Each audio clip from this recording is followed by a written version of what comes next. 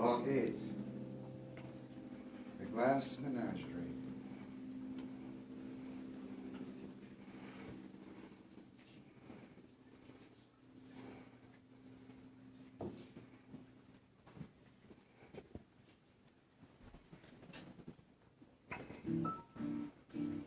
Hello, Mother? I was... No, you were just practicing your typing, I suppose.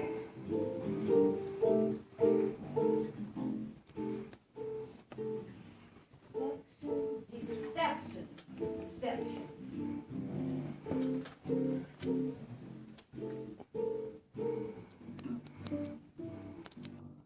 How was the DAR meeting? Didn't you go to the DAR meeting, Mother? No, I didn't. I didn't have the strength to go to the DAR. In fact, I didn't have the courage. I just wanted to find a hole in the ground somewhere and just bury myself in it forever.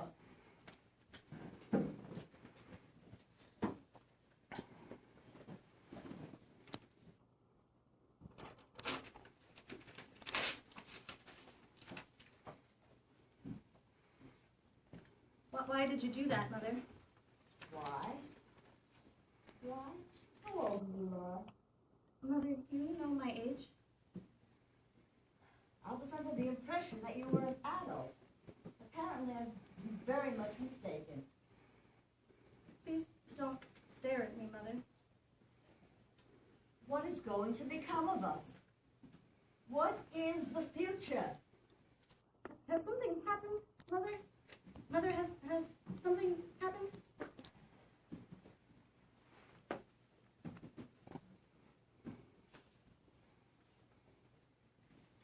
I'll be all right in a minute. I'm just bewildered by life. Mother, I wish you would tell me what's happened. As you know, I was to be inducted into my office this afternoon at the DAR. But first, I stopped off at Weekend Business College to find out how you were making out down there. And I wanted to tell you about your having a cold. Oh. Yes, oh. I went directly to your typing instructor and introduced myself as your mother. She didn't even know who you were. Wingfield, she said? We have no such student in this school. I assured her you did, that you've been going to classes since early in January. I wonder, she said, could you possibly be talking about that terribly shy little girl who dropped out after just a few days' attendance? I said no. My daughter Laura has been attending school every day for the last 6 weeks.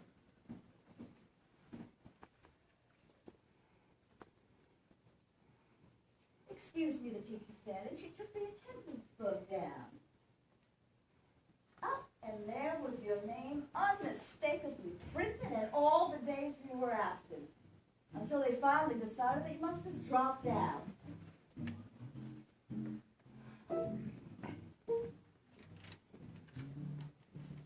Still, I said, there must be some mistake. There must have been some mix-up in the records. And she said, no, I remember her perfectly now. She was so nervous, her hands trembled so much she could barely get the right keys. First time we gave her a speed test, she broke down completely and got sick to her stomach and had to be carried into the washroom. After that, she never came back. We phoned the house several times. Got no answer, she said. That was while I was working at that department store, demonstrating those. Oh, I felt so weak I could barely stay on my feet. I had to sit down while they got me a glass of water.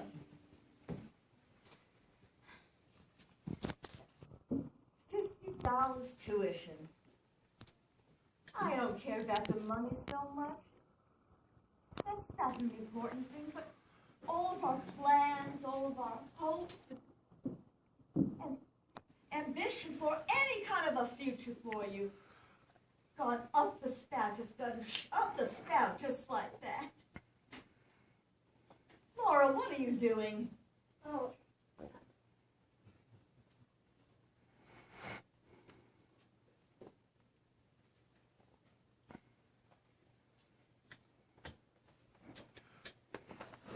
Where have you been going? All this time you've been pretending you go to Rubicam Business College. I've just been going out walking. That's not true. It is. I just went walking. Walking? Walking in winter, deliberately caught pneumonia in that light coat? Where did you walk to, Laura? All sorts of places. Mostly in the park. In the park, even after you started catching that cold? It was the lesser of two evils, Mother. I couldn't go back up. I threw up on the floor. Do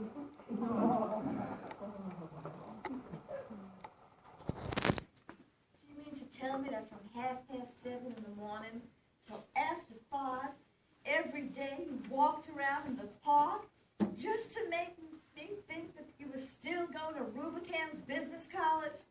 It wasn't as bad as it sounds. I went inside places to get warmed up. Inside? Inside where? I went to the art museum and the birdhouses at the zoo. I visited the penguins every day. Sometimes I went without lunch and went to the movies. Lately I've been spending most of my afternoons in the Jewel Box, that big glass house where they raise the tropical flowers.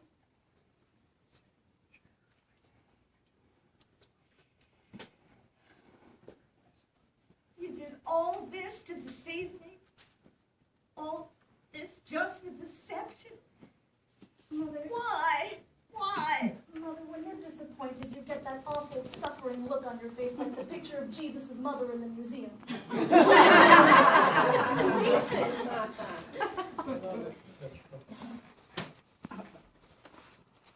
So what are we going to do for the rest of our lives?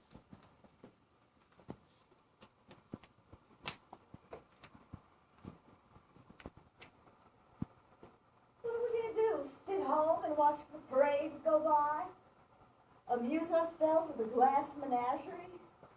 Eternally play those worn-out phonograph records that your father left us as a painful reminder? We won't be having a business career now. No, we've given that up because it gave us nervous indigestion.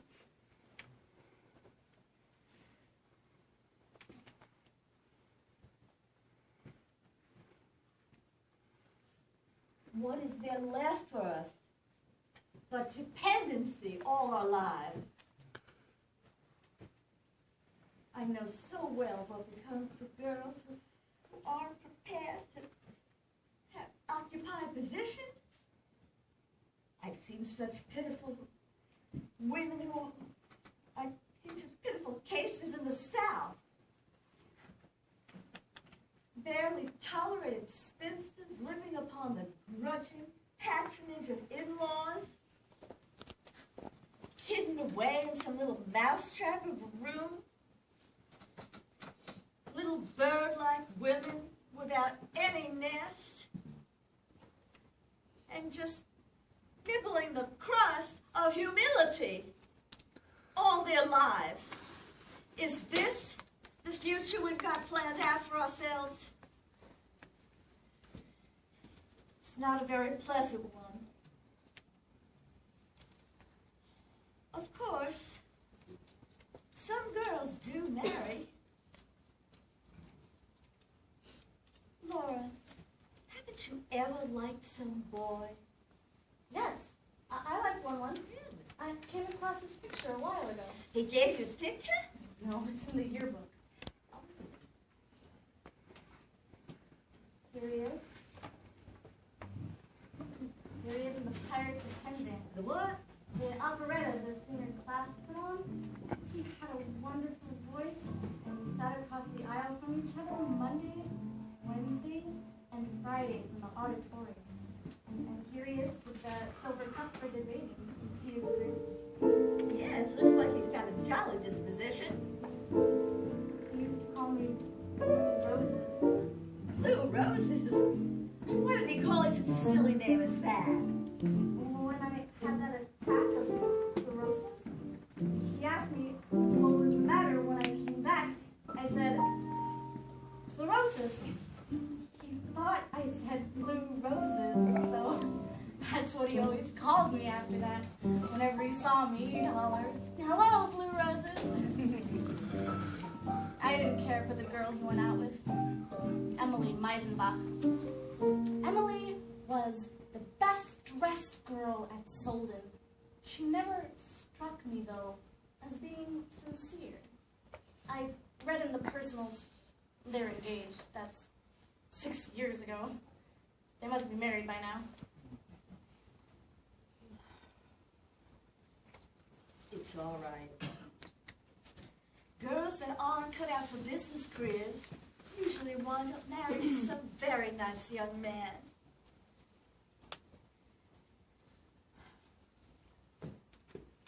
Laura? That is what you'll do. I'm going to see to it. But, Mother, What? I'm crippled. Don't say that word! How many times have I told you never to use that word? You are not crippled, you just have a minor defect, hardly even noticeable.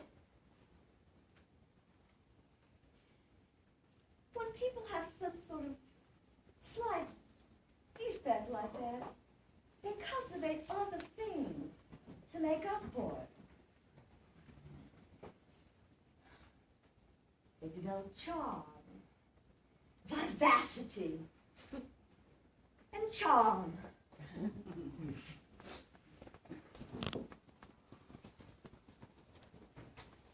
One thing your father had plenty of was charm.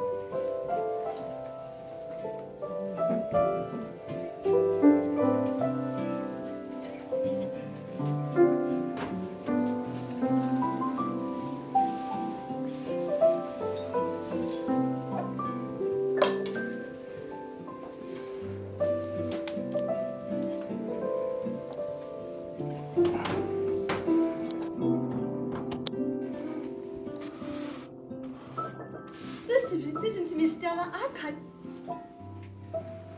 Block 9. A streetcar named Desire. Listen to me, Stella. I've got some kind of idea. Yes. Do you remember Shep Huntley? No.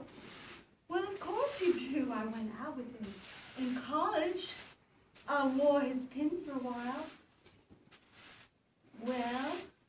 Well, I ran into him last winter. Did I tell you I went to Miami Beach for the holidays? No. Well, I did. I took the trip as an investment. I thought I might meet a millionaire. Did you? Yes, I met Shep Huntley on Christmas Eve day, just about dusk. He was coming out of a Cadillac convertible must have been a block long. Well, I should think it would have been inconvenient in traffic. Have you ever heard of oil wells? Yes, remotely. But he's got them all over Texas. Texas is literally found gold in his pockets. My. Now, Stella, you know how indifferent I am to money. Money to me is good for only what you can do with it. But Shep could do it. He really could do it. Do what, Blanche? Why, set us up in a shop of some kind. What kind of a shop?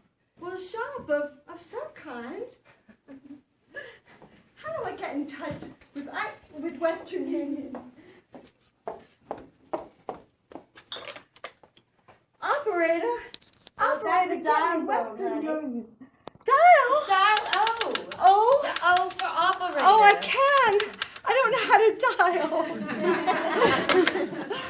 Get me a pencil and some paper. I want to get in touch. Want to write down my message before I get in touch with you. Darling Shep, sister and I in desperate situation. I beg your pardon. Sister and I in desperate situation. We'll explain details later. Would you be interested in? Would you be interested in? Oh, you never get anywhere with direct appeal. Don't be so ridiculous, darling. But I'll think of something. I've got to think of something. Oh, Stella, don't laugh at me. Please don't laugh at me. I want to show you something. I want to show you the contents of my purse. 65 measly cents in coins of the realm.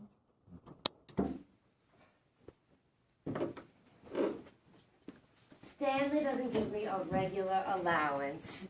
He likes to pay the bills himself, but well, this morning he gave me $10 to smooth things over. You take 5 of it, Blanche, and I'll keep the rest. No. Well, I know how it helps your morale just to have a little bit of pocket money on you. No, I'll just take to the streets. Talk sense. How did you happen to get so low on funds? Money goes. It just goes. Oh, I've got to get a hold of a bromo sometime today. I'll fix you one now. No. Oh, Stella, I've got to keep thinking.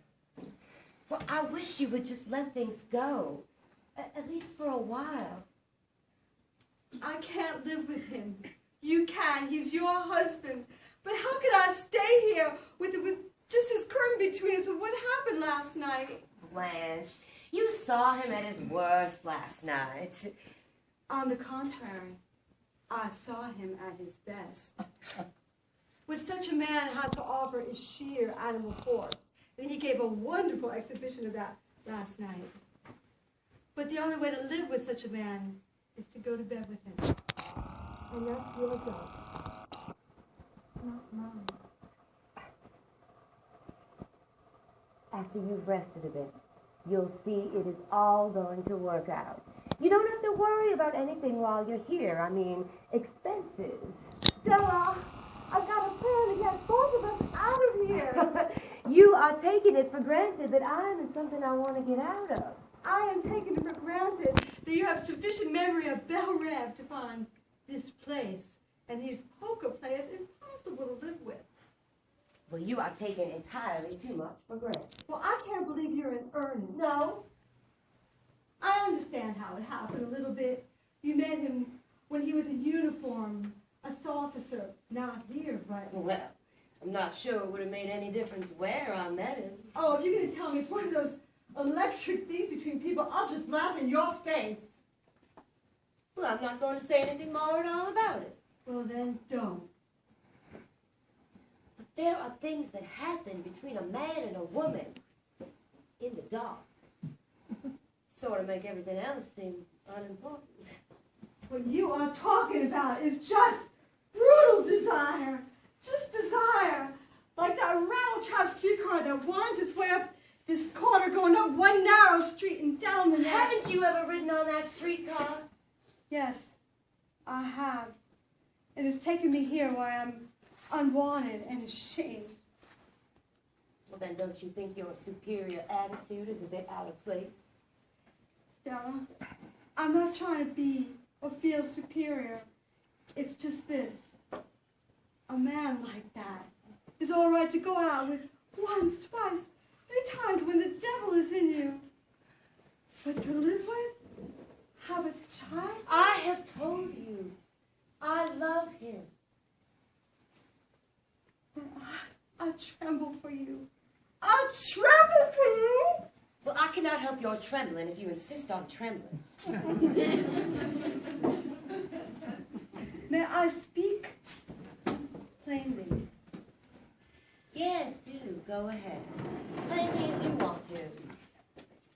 If you forgive me, please, Carmen. Why, yes. I suppose you. You suppose? Stella, have you so forgotten our bringing up that you could even find one bit of a gentleman inside of me? Oh, if he only were just common. He's downright bestial. You hate me for saying this, don't you? Go on and say it all, Blanche. He acts like an animal. He's got an animal's habits. He walks like an animal, talks like an animal, eats like one. It's almost something subhuman, not quite to the level of humanity yet. Almost reminds me of one of those apes I once saw in an anthropological study. Thousands and thousands of years have passed him by, and there he stands, Stanley Kowalski, survivor of the Stone Age, bringing home the raw meat home from the jungle. And there you are, waiting for him. Or maybe he'll strike you. Or maybe he'll just grunt and kiss you. The kisses have been invented yet. Night falls, and the other apes gather in front of the fire, all grunting and hulking and swilling. Stand this poker night, I think you call it. Oh, Stella, don't hang with the beast, Stella. Don't hang with the beast.